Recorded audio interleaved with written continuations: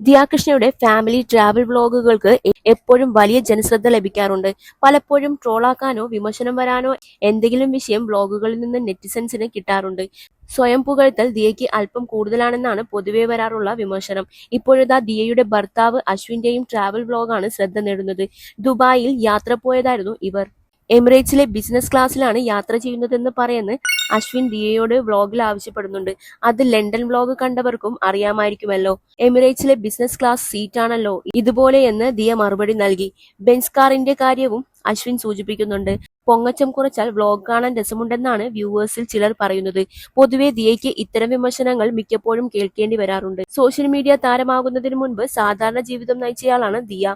സ്കൂളിൽ ഫീസ് എങ്ങനെ അടയ്ക്കുമെന്ന് ആലോചിച്ച് ആശങ്കപ്പെട്ട നാളുകൾ തന്റെ കുടുംബത്തിനുണ്ടെന്ന് ദിയയുടെ ചേച്ചി അഹാന കൃഷ്ണ ഒരിക്കൽ പറഞ്ഞിട്ടുണ്ട്. അശ്വിൻ മിഡിൽ ക്ലാസ് കുടുംബത്തിൽ ജനിച്ചു വളർന്നയാളാണ്. ദിയയ്ക്കൊപ്പം ലക്ഷറി ജീവിതമാണ് അശ്വിൻ ഇന്ന് നയിക്കുന്നത്. അതിന്റെ സന്തോഷമാണ് അശ്വിൻ ഇന്ന് കാണിക്കുന്നതെന്ന് ആരാധകർ പറയുന്നുണ്ട്.